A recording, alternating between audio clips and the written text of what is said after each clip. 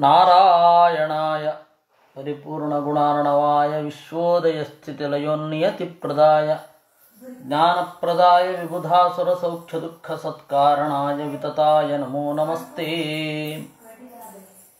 ನಾರಾಯಣಂ ನಮಸ್ಕೃತ್ಯ ನರಂ ಚೈವ ನರೋತ್ತಮಂ ದೇವೀಂ ಸರಸ್ವತೀಂ ವ್ಯಾಸಂ ತತೋ ಜಯಮುದೀರಯೇ.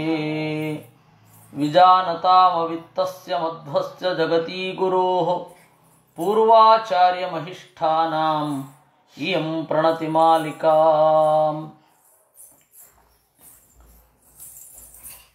ಸಂಕರ್ಷಣಶ್ಚ ಸಬಭೂವ ಪುನಃ ಸುನಿತ್ಯಃ ಸಂಹಾರಕಾರಣವಪುಸ್ತದನುಜ್ಞಯೈವ ದೇವೀ ಜಯೇತ್ಯನುಬಭೂವ ಸಸೃಷ್ಟಿಹೇತೋಃ ಪ್ರದ್ಯುಮ್ನತಾಮುಪಗತಃ ಕೃತಿತಾಂಚ ದೇವೀ. ಸಹ ಸುನಿತ್ಯಃ ಯಾವಾಗಲೂ ಇರುವ ನಾರಾಯಣನು ಸಂಕರ್ಷಣ ಬಭೂವ ಸಂಕರ್ಷಣ ಎಂಬ ರೂಪವನ್ನು ತೊಟ್ಟ. ಏಕಾಗಿ ಸಂಕರ್ಷಣ ರೂಪ ಸಂಹಾರ ಕಾರಣ ವಪುಹು, ಸಂಹಾರ ಮಾಡಲಿಕ್ಕಾಗಿ. ದೇವಿ ಲಕ್ಷ್ಮಿಯು ಜಯ ಇತಿ ಅನುಬಭೂವ, ಜಯ ಅಂತ ಹೇಳಿ ಅವಳ ಹೆಸರು. ಸಂಕರ್ಷಣ ರೂಪಿ ಪರಮಾತ್ಮನ ಪತ್ನಿ ರೂಪದ ಹೆಸರು ಜಯ ಅಂತ. ಪ್ರದ್ಯುಮ್ನತಾಮುಪಗತಃ ಸೃಷ್ಟಿ ಹೇತೋ, ಸೃಷ್ಟಿಗಾಗಿ ದೇವರು ಪ್ರದ್ಯುಮ್ನಾದ. ದೇವಿ ಕೃತಿತಾಂಚ ಉಪಗತ, ಲಕ್ಷ್ಮಿಯ ಹೆಸರು ಕೃತಿ ಅಂತಾಯ್ತು. ಹೀಗೆ ದೇವರ 4 ರೂಪಗಳು.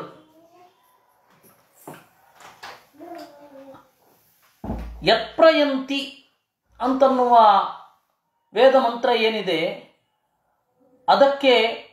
ಅದರಿಂದ ಪ್ರತಿಪಾದ್ಯವಾದ ರೂಪ ಸಂಕರ್ಷಣಶ್ಚ ಸಬಭೂವ ಅಂತ. ಆ ಸುನಿತ್ಯ ಅನ್ನೋದಕ್ಕೆ ಅಹಿರ್ಬುದ್ಧ ಸಂಹಿತ ಅಂತ ಹೇಳಿ ಪ್ರಾಚೀನ ಪಂಚರಾತ್ರ ಸಂಹಿತೆಗಳಲ್ಲಿ ಒಂದು.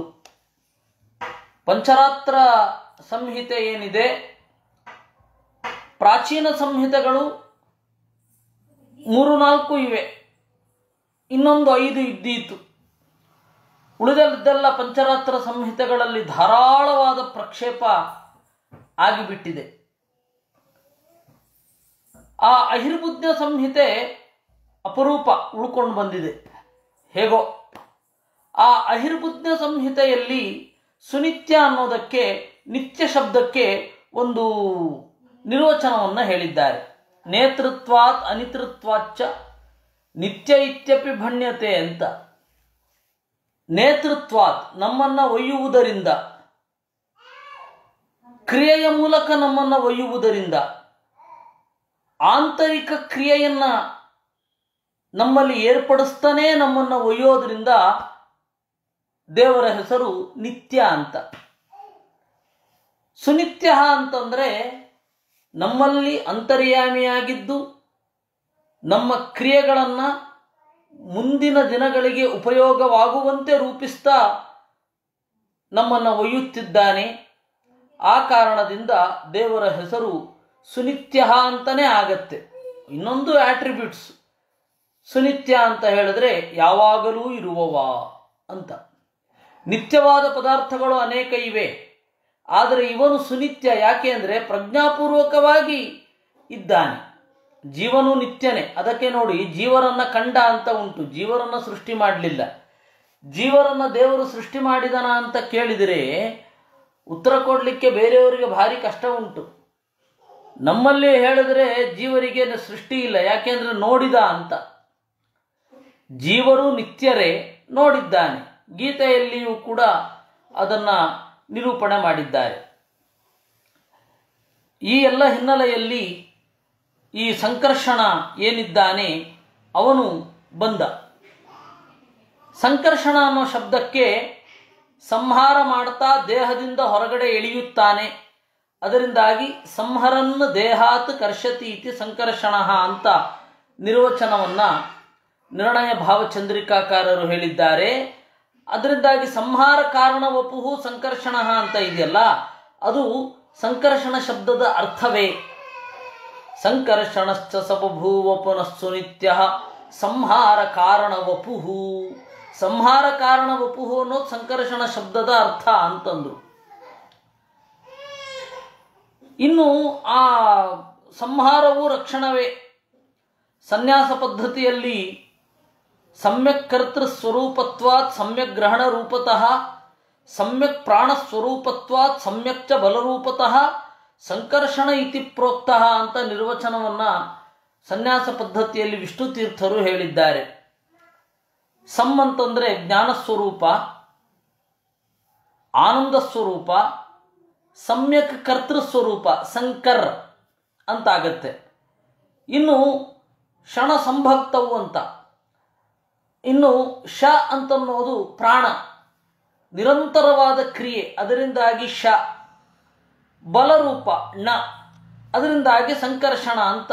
ಒಂದೊಂದು ಪದಕ್ಕೂ ಅರ್ಥ ಇದೆ, ಒಂದೊಂದು ಅಕ್ಷರಕ್ಕೂ ಅರ್ಥ ಇದೆ ಅಂತ ಹೇಳಿ ವಿಷ್ಣು ತೀರ್ಥರು ಹೇಳಿದ್ದಾರೆ. ಅದರಿಂದಾಗಿ ಸಂಕರ್ಷಣ. ಇನ್ನು ಅವನ ಹೆಂಡತಿಯ ಹೆಸರು ಜಯ ಅಂತ. ಜಿ ಅಭಿಭವೆ, ಎಲ್ಲರನ್ನ ಗೆಲ್ಲುವವಳು. ಹೀಗಾಗಿ ಅವಳ ಹೆಸರು ಜಯ ಅಂತ. ಇಷ್ಟು ಯತ್ಪ್ರಯಂತಿ ಅನ್ನೋದರ ಯತ್ಪ್ರಯಂತಿ ಅಂತ ತೈತ್ತಿರಿಯ ಉಪನಿಷತ್ತು ಏನು ಹೇಳುತ್ತೆ ಅದರ ವಿವರಣೆ. ಇನ್ನು ಮುಂದೆ ಅಲ್ಲಿಂದ ಮುಂದೆ ಹೋದರೆ ಯತೋ ವಾ ಇಮಾನಿ ಭೂತಾನಿ ಜಾಯಂತೆ ಅಂತಿದೆ. ಯತೋ ವಾ ಇಮಾನಿ ಭೂತಾನಿ ಜಾಯಂತೆ ಅನ್ನುವ ವೇದ ಮಂತ್ರದಿಂದ ಪ್ರತಿಪಾದ್ಯವಾದ ರೂಪ ಯಾವುದು ಅಂತಂದರೆ ಪ್ರದ್ಯುಮ್ನ. ವೇದದಲ್ಲಿ ಹುಟ್ಟು ಮೊದಲು, ಆಮೇಲೆ ಪಾಲನೆ, ಆಮೇಲೆ ಸಾವು, ಆಮೇಲೆ ಮುಕ್ತಿ, ಈ ತರಹ ಇದೆ. ಜೀವರಲ್ಲಿ ಆಗುವ ಕ್ರಿಯೆ, ಜಗತ್ತಿಗೆ ಜೀವರು ಬಂದ ಮೇಲೆ ಆಗುವ ಕ್ರಿಯೆ ಹೀಗೆ. ಜೀವ ಮೊದಲು ಹುಟ್ಟಬೇಕು, ಆಮೇಲೆ ಬೆಳಿಬೇಕು, ಬೆಳೆದು ಬಾಳಬೇಕು, ಬಾಳಿ ಈ ದೇಹವನ್ನು ತೊರೆದು ಬೇರೆ ಕಡೆಗೆ ಹೋಗಬೇಕು. ಆ ತರಹ ದೇಹವನ್ನು ಹೊಕ್ಕು ಆಚೆ ಬಂದು, ದೇಹದ ಒಳಗಡೆ ಹೊಕ್ಕು ಆಚೆ ಬಂದು, ಬಹಳ ಜನ್ಮಗಳನ್ನು ತಳೆದು ಜ್ಞಾನವನ್ನು ಪಡೆದು ದೇವರಲ್ಲಿ ಪ್ರವೇಶ ಮಾಡಬೇಕು. ಈ ಕ್ರಮವನ್ನು ಉಪನಿಷತ್ತು ಹೇಳಿದ್ದು. ಯೇನ ಜಾತಾನಿ ಜೀವಂತಿ ಯತ್ ಪ್ರಯಂತಿ ಅಭಿಸಂವಿಶಂತಿ ಅಂತ.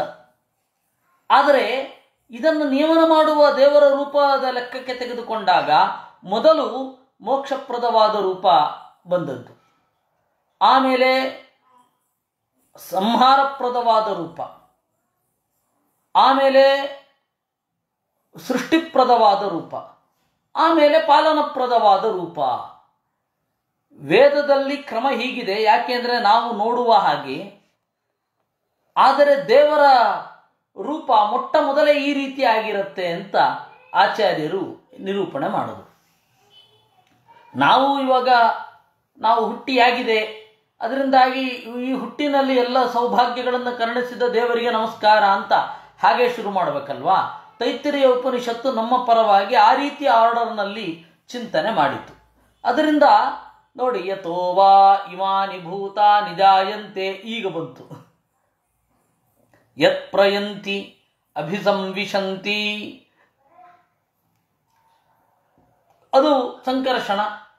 ವಾಸುದೇವ ಆಮೇಲೆ ಯತ್ ಪ್ರಯಂತಿ ಅಂತ ಹೇಳಿದ ಕಡೆಗೆ ಹೇಳಿದ್ದನ್ನ ಇಲ್ಲಿ ಮೊದಲು ಹೇಳಿದ್ರು.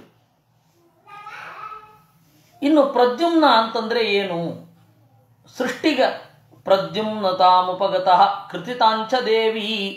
ಪ್ರದ್ಯುಮ್ನ ಅಂತಂದ್ರೆ ಜಗತ್ತು ಅಂತನ್ನುವ ಹಣವನ್ನ ಅವನು ಹೊಂದಿದ್ದಾನೆ, ಆದ್ದರಿಂದಾಗಿ ಪ್ರದ್ಯುಮ್ನ ಅಂತ. ಈ ಜಗತ್ತಿನ ಮೂಲಭೂತ ಸಂಗತಿಗಳೇ ನಿಜವಾದ ಹಣ. ರಿಯಲ್ ಎಸ್ಟೇಟ್ ಅಂದ್ರೆ ಅದೇ ತಾನೆ.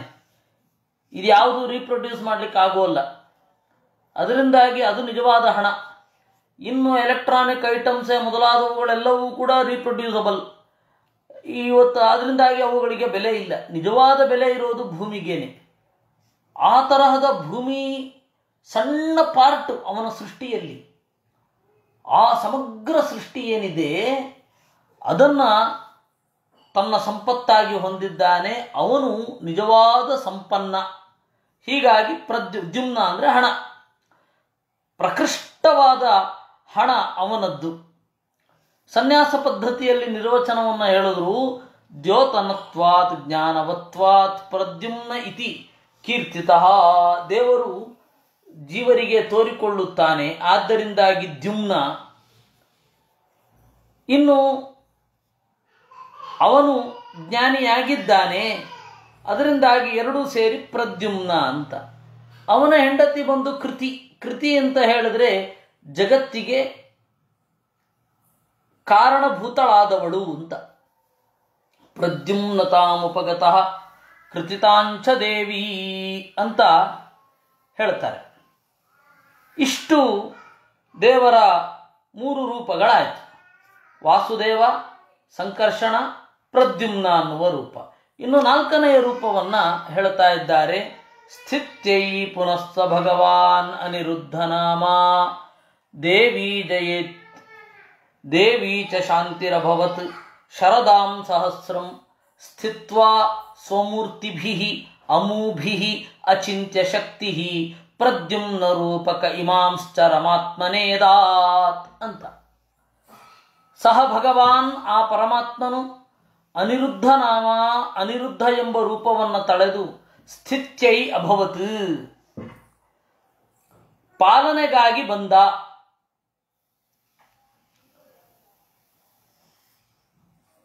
ದೇವಿ ಚ ಶಾಂತಿರಭವತ್, ಲಕ್ಷ್ಮೀದೇವಿ ಶಾಂತಿ ಅನ್ನುವ ರೂಪವನ್ನು ತಳೆದಳು. ಅವರಿಬ್ಬರೂ ಸೇರಿ ಶರದಾಂ ಸಹಸ್ರಂ ಸ್ಥಿತ್ವ, 1000 ವರ್ಷಗಳ ಕಾಲ ಹಾಗೇ ಇದ್ದು, ಸ್ವಮೂರ್ತಿಭಿ ಅಮೂಭಿ, ಈ 4 ರೂಪಗಳು ಸಾವಿರಾರು ವರ್ಷಗಳ ಕಾಲ ಇದ್ದುವು. ಇದನ್ನು ನಾವು ಯೋಚನೆ ಕೂಡ ಮಾಡಲಿಕ್ಕಾಗೋದಿಲ್ಲ. ನಮಗೆ ಆಲ್ ಆಫ್ ಎ ಸಡನ್ ಸೃಷ್ಟಿ ಆಗಲಿಲ್ಲ ಅನ್ನುವುದರ ಅರಿವು ಬಂದರೆ ಸಾಕು. ಹೆಚ್ಚು ಕಡಿಮೆ ಎಲ್ಲರೂ ಹೇಳೋದು ಹಾಗೆ. ಮತವನ್ನು ಸರಿಯಾಗಿ ಅರ್ಥ ಮಾಡಿಕೊಳ್ಳದವರು ಒಂದು ಜಾದುವಿನ ಹಾಗೆ ಸೃಷ್ಟಿ ಅಂತ ಹೇಳಿಬಿಡ್ತಾರೆ. ದೇವರು 6 ದಿವಸ ನಿರಂತರವಾಗಿ ಕೆಲಸ ಮಾಡಿ 7ನೇ ದಿವಸ ರಜೆಯನ್ನು ತೆಗೆದುಕೊಂಡ, ಅದನ್ನು ಸಬ್ಬತ್ ಅಂತಾರೆ ಅಂತ ಉಂಟು. ಪ್ರಾಚೀನ ಗ್ರಂಥಗಳು ಹೀಗೆಲ್ಲ ಉಂಟು. ಅಂದರೆ ಅವರ ಪ್ರಕಾರ ಛೂಮಂತ್ರ, ಗಾಳಿ ಹಿಂಗಂದ್ರೆ ಸೃಷ್ಟಿಯಾಗಿಬಿಡುತ್ತೆ. ಆದರೆ ನಮ್ಮಲ್ಲಿ ಹಾಗಿಲ್ವೇ ಇಲ್ಲ. ದೀರ್ಘಕಾಲ ತೆಗೆದುಕೊಳ್ಳುತ್ತೆ ಸೃಷ್ಟಿಯಾಗಲಿಕ್ಕೆ. ಅದನ್ನು ಹೇಳಿದ್ದು ಇಲ್ಲಿ. ಶರದಾಂ ಸಹಸ್ರಂ ಸ್ಥಿತ್ವಾ, ಈ 8 ಲಕ್ಷ್ಮೀನಾರಾಯಣರ ರೂಪಗಳು, ಅಂದರೆ 4 ನಾರಾಯಣನ ರೂಪ, 4 ಲಕ್ಷ್ಮಿಯ ರೂಪ, ಇವೆರಡೂ ಕೂಡ 8, ಒಟ್ಟು 8 ಅಂತ. ಅದಕ್ಕೆ ಲಕ್ಷ್ಮೀನಾರಾಯಣರ ಈ 8 ರೂಪಗಳು ಶರದಾಂ ಸಹಸ್ರಂ ಸ್ಥಿತ್ವ, 1000 ವರ್ಷಗಳ ಕಾಲ ಬಾಳಿ, 1000 ವರ್ಷಗಳ ಕಾಲ ಇದ್ದು, ಪ್ರದ್ಯುಮ್ನ ರೂಪಕಃ, ಪ್ರದ್ಯುಮ್ನ ರೂಪದ ಪರಮಾತ್ಮ ಇಮಾನ್, ಈ ಜೀವರನ್ನ, ಸೂಕ್ಷ್ಮ ರೂಪದಲ್ಲಿ ಇರುವ ಜೀವರನ್ನ ಚರಮಾತ್ಮನೇ ಅದಾತ್, ಅನಿರುದ್ಧನಿಗೆ ಕೊಟ್ಟ. ಅಲ್ಲಿಯ ತನಕ ಜೀವರಿಗೆ, ಬ್ರಹ್ಮ ದೇವರಿಗೆ ಅರಿವು ಇದೆ. ಮತ್ತಿನ್ಯಾರಿಗೂ ಕೂಡ ಅರಿವಿನಲ್ಲಿ ಇಷ್ಟೊಂದು ಬ್ರಹ್ಮದೇವರಷ್ಟು ಸ್ಪಷ್ಟತೆ ಇಲ್ಲ. ಕ್ರಮೇಣ ಕಡಿಮೆ ಆಗ್ತಾ ಬರ್ತಾ ಇರುತ್ತೆ. ಆ ತರಹದ ಸ್ಥಿತಿಯಲ್ಲಿ ಆ ಎಲ್ಲ ಜೀವರು ಇದ್ದಾರೆ. ಅವ್ರಿಗೆಲ್ಲ ದೇಹ ಬರಬೇಕಲ್ಲ. ಆ ದೇಹಕ್ಕಾಗಿ ದೇವರೇನು ಮಾಡಿದ? ಅನಿರುದ್ಧ ರೂಪಿ ಪರಮಾತ್ಮನಿಗೆ ಕೊಟ್ಟ. ವಸ್ತುತಃ ದೇವರ ಈ 4 ರೂಪಗಳೇ ದೇವರ ಲೀಲೆ. ಅವನ್ ಯಾರು ಕೇಳೋರು? ನಿರ್ದೇಹಕಾನ್ ಸ ಭಗವಾನ್ ಅನಿರುದ್ಧ ನಾಮ ಜೀವಾನ್ ಸ್ವಕರ್ಮ ಸಹಿತಾನ್ ಉದರೇ ನಿವೇಶ್ಯ ಚಕ್ರೇಥ ದೇಹ ಸಹಿತಾನ್ ಕ್ರಮಶ ಸ್ವಯಂಭು ಪ್ರಾಣಾತ್ಮಚೇತ ಗರುಡೇಚ ಮುಖಾನ್ ಸಮಗ್ರಾನ್. ನಿರ್ದೇಹಕಾನ್, ದೇಹ ಇರದ, ಉಳಿದ ಎಲ್ಲ ಪ್ರಾಪರ್ಟೀಸು ಇವೆ. ಲಿಂಗದೇಹ ಇದೆ, ಸ್ಥೂಲ ಶರೀರ ಇಲ್ಲದ ಈ ಜೀವರನ್ನ, ಅದು ಸ್ವಕರ್ಮ ಸಹಿತಾನ್, ಮುಂದಿನ ಸೃಷ್ಟಿಗೆ ಅನುಕೂಲವಾಗಿ ಅವರವರ ಯೋಗ್ಯತೆಗೆ ತಕ್ಕಂತೆ ಕರ್ಮವನ್ನು ಮಾಡಿರುವ ಜೀವರನ್ನ ಉದರೇ ನಿವೇಶ್ಯ, ಹೊಟ್ಟೆಯೊಳಗಡೆ ಇಟ್ಟುಕೊಂಡು ಕ್ರಮಶಃ ಕ್ರಮವಾಗಿ ದೇಹ ಸಹಿತಾನ್ ಚಕ್ರೆ, ಅವರೆಲ್ಲರಿಗೂ ದೇಹವನ್ನು ಕೊಟ್ಟ. ಎಲ್ಲ ಥರದವರು ಸೃಷ್ಟಿಯಾದರು. ಸ್ವಯಂಭೂ ಬ್ರಹ್ಮದೇವರು, ಪ್ರಾಣ, ಮುಖ್ಯ ಪ್ರಾಣ, ಶೇಷ, ಗರುಡ, ರುದ್ರ, ಇವರೇ ಮೊದಲಾದ ಸಮಗ್ರಾನ್ ಎಲ್ಲರನ್ನ ದೇಹ ಸಹಿತಾನ್ ಚಕ್ರೇ, ಅವರ ದೇಹವನ್ನು ದೇವರು ಸೃಷ್ಟಿ ಮಾಡಿದ. ಈ ಎಲ್ಲವನ್ನು ಹೇಳುತ್ತಾರೆ. ಅಲ್ಲ, ಈ ಸೃಷ್ಟಿ ಆಯಿತು ಅಂತ ಹೇಳಿದ್ರಿ, ಸಂತೋಷ. ಶ್ಲೋಕದಲ್ಲಿ ಸ್ವಯಂಭೂ ಅಂತ ಹೇಳ್ತೀರಾ, ಯಾವ ಶಬ್ದ ಅದು? ಸ್ವಯಂಭೂ ಅಂತ ಆಗಬೇಕಲ್ವಾ? ಇದೇನಿದು ಸ್ವಯಂಭೂ? ಅದಕ್ಕೆ ನಿರ್ಣಯ ಭಾವಚಂದ್ರಿಕಾಕಾರರು ಹೇಳಿದರು, ಸ್ವಯಂಭೂ ಅಂತ ಹ್ರಸ್ವವನ್ನು ಹೇಳಿರುವುದರಲ್ಲಿ ಒಂದು ಔಚಿತ್ಯ ಇದೆ. ಆ ಔಚಿತ್ಯ ವ್ಯಾಕರಣದಿಂದ ಸಮರ್ಥನೆ ಮಾಡಲಿಕ್ಕಾಗಲ್ಲ.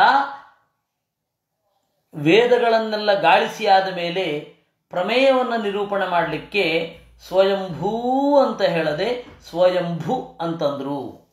ನೋಡಿ ಆ ಶ್ಲೋಕ, ಚಕ್ರೇಥ ದೇಹ ಸಹಿತಾನ್ ಕ್ರಮಶಃ ಸ್ವಯಂಭೂ ಪ್ರಾಣಾತ್ಮಚೇತ ಗರುಡೇತ ಮುಖಾನ್ ತಮಗ್ರಾನ್ ಅಂತ. ಸ್ವಯಂಭೂ ಅಂತ ಹೇಳಿದ್ರ ಉದ್ದೇಶ ಇಷ್ಟೇ. ಸ್ವಯಂಭೂ ಅಂದರೆ ನಾರಾಯಣನಿಂದ ಹುಟ್ಟಿದವ. ಸ್ವಯಂ ಅಂತಂದ್ರೆ ನಾರಾಯಣ, ಸ್ವಯಂಭೂ ಅಂತಂದ್ರೆ ನಾರಾಯಣನಿಂದ ಹುಟ್ಟಿದವ.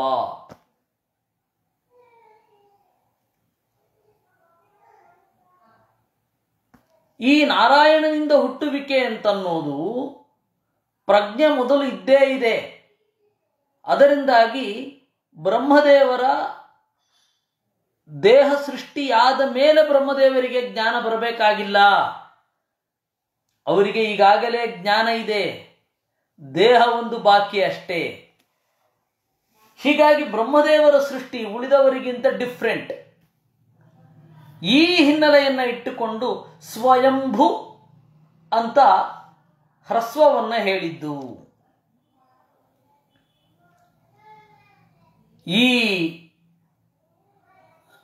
ಈ ತರಹದ ಪ್ರಮೇಯವನ್ನು ಆಚಾರ್ಯರು ನಿರೂಪಣೆ ಮಾಡಿದ್ದಾರೆ. ಸಗಿರಿವರಧರ ತಳವಹ ಸುಸೂಕರ ಅಂತ ಹೇಳ್ತಾರೆ. ಇನ್ನು ವ್ಯಾಕರಣದ ನಿಯಮ ಅಂತ ನೀವು ಮಾತನಾಡಲಿಕ್ಕೆ ಹೊರಟ್ರೆ, ವ್ಯಾಕರಣದ ನಿಯಮಗಳನ್ನು ಭಾಷೆಯ ರಕ್ಷಣೆಗಾಗಿ ಸೃಷ್ಟಿ ಮಾಡಬೇಕಾಗಿರೋರು ನಾವೇ. ಸಮಾಸೇ ಸ್ವಯಂಭುವೋ ವಾ ಹ್ರಸ್ವತಾ ಅಂತ ಸೇರಿಸ್ಬಿಡಿ. ಸಮಾಸದ ಕಾಲದಲ್ಲಿ ಆಗುವಾಗ ಸ್ವಯಂಭು ಶಬ್ದಕ್ಕೆ ಹ್ರಸ್ವವನ್ನು ಹೇಳಬೇಕು ಅಂತ ನಾಳೆ ಅಮೆಂಡಮೆಂಟ್ ಮಾಡಿದ್ರೆ ಆಯಿತು. ನಿಮಗೊಂದು ತಮಾಷೆಯ ಕಥೆ ಹೇಳಬೇಕು. ಅನುಭೂತಿ ಸ್ವರೂಪಾಚಾರ್ಯ ಅಂತ ಹೇಳಿ ಒಬ್ಬ ವೈಯಾಕರಣ. ಸಂಸ್ಕೃತದಲ್ಲಿ ಇವತ್ತು 4-5 ವ್ಯಾಕರಣ ಇದೆ. ಒಂದು ಪ್ರಧಾನವಾದದ್ದು ಪಾಣಿನೀಯ ವ್ಯಾಕರಣ, ಆಮೇಲೆ ಕಾತಂತ್ರ ವ್ಯಾಕರಣ, ಸಾರಸ್ವತ ವ್ಯಾಕರಣ ಅಂತ, ಚಾಂದ್ರ ವ್ಯಾಕರಣ, ಹೀಗೆ ಹಲವಾರು ತರಹದ ವ್ಯಾಕರಣಗಳಿದೆ. ಪ್ರಾಕೃತ ಪ್ರಕಾಶ, ಆಮೇಲೆ ಅದಕ್ಕೆ ಸಂಬಂಧಪಟ್ಟ ಹಾಗೆ 10 ಗ್ರಂಥಗಳೆಲ್ಲ ಉಂಟು.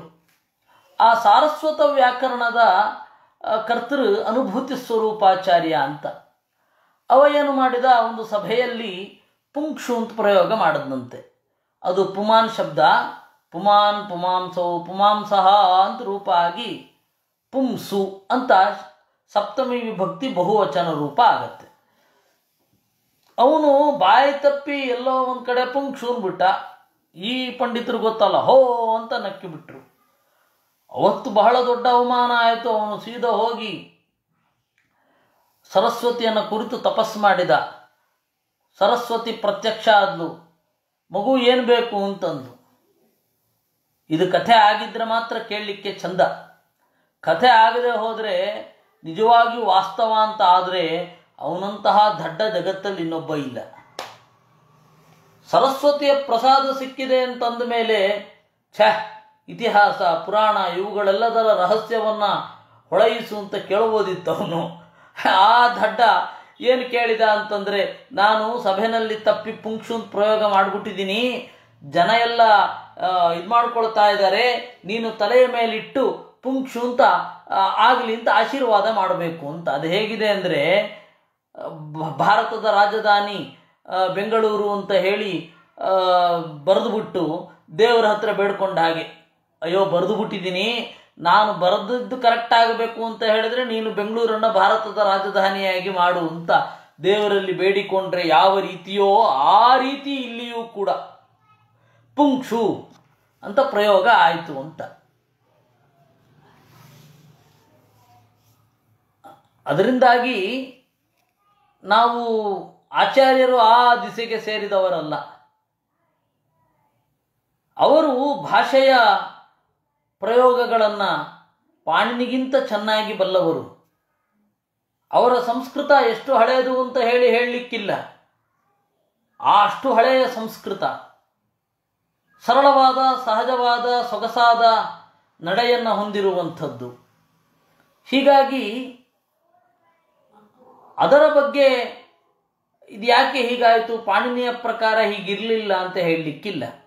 ಮತ್ತು ಸ್ವಯಂಭೂ ಅಂತ ಹೇಳಿದ್ದಕ್ಕೊಂದು ಕೃತ್ಯ ಬೇಕು. ಯಾಕೆ ಆ ರೀತಿ ಹೇಳಿದ್ದಾರೆ ಅಂದರೆ ಇದು ಉಂಟು. ಬ್ರಹ್ಮದೇವರ ಸೃಷ್ಟಿ ಏನಿದೆ, ಅವರಿಗೆ ದೇಹ ಬಂದ ಮೇಲೆ ಅರಿವು ಬರೋದಲ್ಲ. ನಮಗೆ ಮೊದಲು ದೇಹ ಬರುತ್ತೆ, ದೇಹದಲ್ಲಿ ಅರಿವಿರೋದಿಲ್ಲ.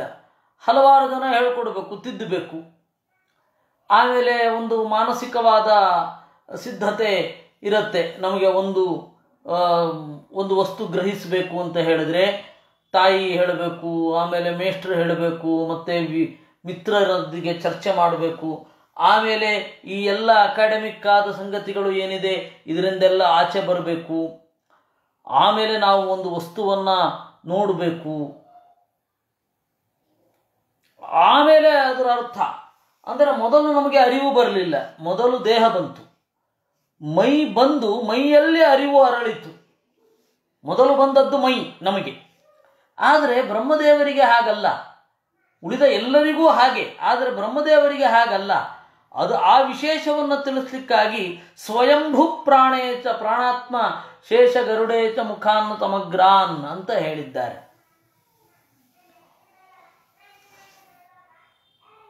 ಮನಸ್ಸು ಮಾಡಿದ್ದಿದ್ರೆ ಸ್ವಯಂಭೂ ಅನ್ನುವ ಶಬ್ದವನ್ನು ಹಾಕದೆ ಹಾಗೇ ಇರುವಂತಹ ಬೇರೆ ಶಬ್ದಗಳನ್ನು ಹಾಕಿ ಶ್ಲೋಕ ರಚನೆ ಮಾಡಬಹುದು. ದೊಡ್ಡ ಸಂಗತಿಯಲ್ಲ. ನಮ್ಮಂಥವರೇ ಮಾಡ್ತೇವಂತೆ, ಇನ್ನು ಆಚಾರ್ಯರಿಗೆ ಬರಲ್ವಾ? ಅಂದರೆ ಏನೋ ಒಂದು ಉದ್ದೇಶ ಇದೆ ಸ್ವಯಂಭೂ ಅಂತ ಹೇಳಿದರಲ್ಲಿ, ದೀರ್ಘ ಲೋಪದಲ್ಲಿ ಒಂದು ಸಂಗತಿ ಇದೆ ಅಂತ.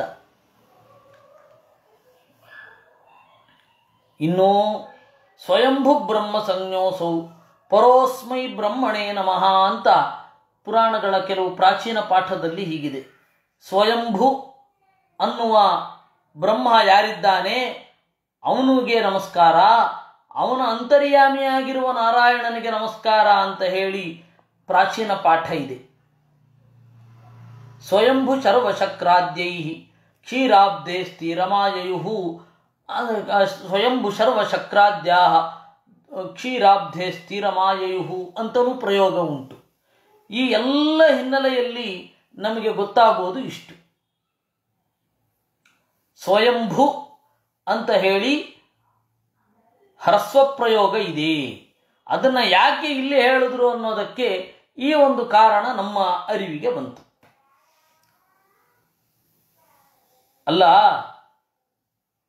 ನೀವು ಚತುರ್ವ್ಯೂಹದ ಬಗ್ಗೆ ಹೇಳ್ತಾ ಇದ್ದೀರಾ, ಪಂಚರಾತ್ರದಲ್ಲಿ ಇರಬಹುದೇನೋ, ಯಾವ ಪುರಾಣವೂ ಅದನ್ನು ಯಾಕೆ ಪ್ರಿಫರ್ ಮಾಡಿಲ್ಲ ಅಂತ ಕೇಳಬೇಡಿ. ಯಾಕೆ ಅಂದರೆ ಸ್ಕಾಂದ ಪುರಾಣದಲ್ಲಿ ಸುದೈವದಿಂದ ಚತುರ್ವ್ಯೂಹ ಸೃಷ್ಟಿಯನ್ನು ಹೇಳುವಂತಹ ಭಾಗ ಇದೆ. ಕೆಲವೊಮ್ಮೆ ಅನ್ನಿಸುತ್ತೆ ಮಧ್ವಾಚಾರ್ಯರ ಗ್ರಂಥ ಜಗತ್ತಿಡೀ ವ್ಯಾಪಿಸಿದ್ದಿದ್ರೆ, ಮಧ್ವಾಚಾರ್ಯರ ಗ್ರಂಥದಲ್ಲಿ ಹೀಗೆ ಹೇಳಿದೆ ಅಂತ ಹೇಳಿ ಯಾರೋ ಆ ಮೂಲ ಗ್ರಂಥಗಳನ್ನೇ ತಿದ್ದುತ್ತಾ ಇದ್ರೋ ಏನೋ. ಆಚಾರ್ಯರ ಗ್ರಂಥ ಹೆಚ್ಚು ವ್ಯಾಪಕವಾಗದೇ ಇರೋದರಿಂದಾಗಿ ಶುದ್ಧವಾದ ಜ್ಞಾನ ಬಹಳ ಕಡಿಮೆ ಜನರಿಗೆ ಸಿಕ್ಕಿದ್ರೂ ಕೂಡ ಅದರಲ್ಲಿ ಗೊಂದಲಕ್ಕೆ ಅವಕಾಶ ಇಲ್ಲ.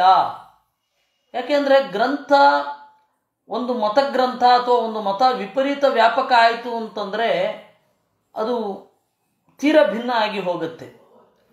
ಅದಕ್ಕೆ ಉದಾಹರಣೆ, ಇದು ಎಸ್ಕೇಪಿಸಮ್ ಅಲ್ಲ, ಅದಕ್ಕೆ ಉದಾಹರಣೆ ಬೌದ್ಧ ಮತ. ಬೌದ್ಧ ಮತ ಇಡೀ ಜಗತ್ತನ್ನು ವ್ಯಾಪಿಸಿದೆ, ಹಲವಾರು ದೇಶಗಳನ್ನು ಅದು ಹಿಡ್ಕೊಂಡಿದೆ ಅಂತ ಹೇಳ್ತಾರೆ, ಹೌದು. ಆದರೆ ಬೌದ್ಧರ ಪ್ರಭೇದ, ಮತಪ್ರಭೇದ ಒಂದೊಂದು ದೇಶಕ್ಕೆ ಒಂದೊಂದು ತರಹ ಇದೆ. ಒಂದೊಮ್ಮೆ ಆಚಾರ್ಯರ ಗ್ರಂಥ ಅಷ್ಟು ವ್ಯಾಪಕವಾಗಿ ಬಿಟ್ಟಿರ್ತಿದ್ದಿದ್ರೆ ಪ್ರಾಯ ಈ ಸಮಸ್ಯೆ ಬರ್ತಾ ಇತ್ತೋ ಏನೋ ಅಂತ ಅನ್ನಿಸುತ್ತೆ. ಆಚಾರ್ಯರ ಸಿದ್ಧಾಂತದಲ್ಲಿ ಬಂದಿಲ್ಲ. ಅವ್ರು ಓದ್ದೇ ಇರಬಹುದು, ಆಚಾರ್ಯರ ಸಿದ್ಧಾಂತದ ಸೂಕ್ಷ್ಮಗಳನ್ನು ನಾವು ಕೆಲವರು ತಿಳ್ಕೊಂಡಿರ್ಬೋದು, ಕೆಲವರು ತಿಳ್ಕೊಳ್ಳದೇ ಇರಬಹುದು, ಎಲ್ಲ ಆಗಿದೆ. ಆದರೆ ಅಲ್ಲಿಯೇ ಮೂಲದಲ್ಲಿಯೇ ಪ್ರಭೇದ, ಭಿನ್ನಾಭಿಪ್ರಾಯ ದೇವರ ದಯದಿಂದ ಇಲ್ಲ. ಅದಕ್ಕೆ ಪೂರಕವಾಗಿ ಅನೇಕ ಪುರಾಣಗಳಲ್ಲೆಲ್ಲ ಇದೆ. ಆ ಪುರಾಣಗಳೆಲ್ಲ ಪ್ರಿಂಟ್ ಆಗೋಗಿದೆ, ಇನ್ನೂ ಅದನ್ನು ಇಂಟರ್ಪೊಲೇಟ್ ಮಾಡಲಿಕ್ಕೆ ಆಗೋಲ್ಲ. ನೋಡಿ, ನಿಮೇಶೋ ದೇವಸ್ಯ ಬ್ರಹ್ಮಕಲ್ಪ ಸಮೋಮತಃ ತಸ್ಯಾವಚಾನೆ ಚೋನ್ಮೇಷಃ ದೇವದೇವ ಶಿಖಾಮಣಿ. ಅಲ್ಲಿ ಆಚಾರ್ಯರು ಏನು ಹೇಳಿದ್ದಾರೆ ಈ 8 ಶ್ಲೋಕಗಳಲ್ಲಿ, ಆಸೀದುದಾರ ಗುಣವಾರಿಧಿರ ಪ್ರಮೇಯ ಇಂದ ಗರುಡೇಚ ಮುಖಾನ್ ಸಮಗ್ರಾನ್ ಅಂತ ಹೇಳಿದ್ದು ಎಲ್ಲವೂ ಕೂಡ ಸ್ಫುಟವಾಗಿ ಸ್ಕಾಂದ ಪುರಾಣದಲ್ಲಿ ಬಂದಿದೆ.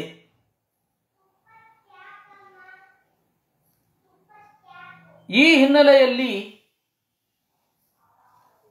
ಸ್ಕಾಂದ ಪುರಾಣ ಪೂರ್ತಿ ಶ್ಲೋಕ ಹಾಗೆ ಸಂಕರ್ಷಣಾತ್ ವ್ಯೂಹಗಾಚ್ಚ ಹರತ್ಯೇತಚ್ಚರಾಚರಂ ತಾಭಿರ್ಯುಕ್ತೋ ಮಹಾವಿಷ್ಣು ಚತುರ್ವ್ಯೂಹಾತ್ಮಕೋ ವಿಭು ಭಿನ್ನ ಕರ್ಮಾಶಯಂ ಲೋಕಂ ಪೂರ್ಣಕಾಮೋ ವ್ಯಜೀಜನತ್.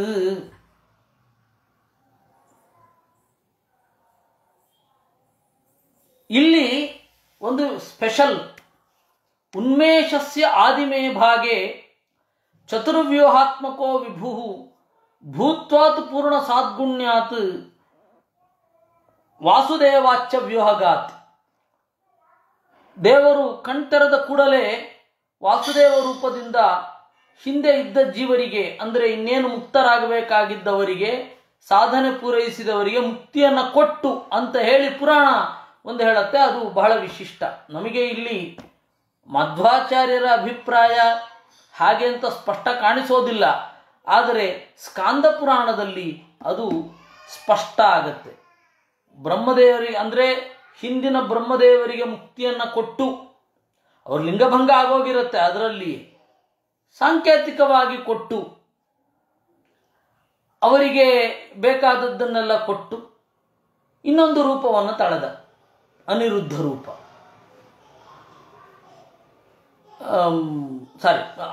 ಸಂಕರ್ಷಣ ರೂಪ. ಸಂಕರ್ಷಣ ರೂಪದಲ್ಲಿ ತಯಾರಾಗಿದೆ. ಮತ್ತು ಈ ವಾಸುದೇವ ರೂಪ ಇದೆಯಲ್ಲ, ರಾಮಾದಿ ರೂಪಗಳನ್ನು ತಾಳಿ ಮೋಕ್ಷಕ್ಕೆ ಅವಕಾಶ ಮಾಡಿಕೊಡುವಂತಹ ರೂಪ. ಹೀಗಾಗಿ ಈ ರೂಪದಿಂದ ಮೋಕ್ಷಕ್ಕೆ ಅವಕಾಶ ಮಾಡಿಕೊಟ್ಟು ಇನ್ನೊಂದು ಮೋಕ್ಷವನ್ನು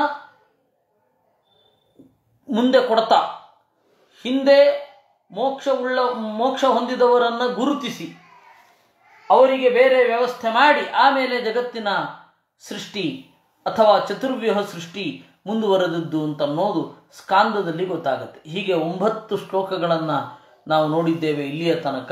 ಇನ್ನು 10ನೇ ಶ್ಲೋಕ ಏನಿದೆ ಅದನ್ನು ನಾಳೆ ನೋಡೋಣ. ಕೃಷ್ಣಾರ್ಪಣಮಸ್ತು.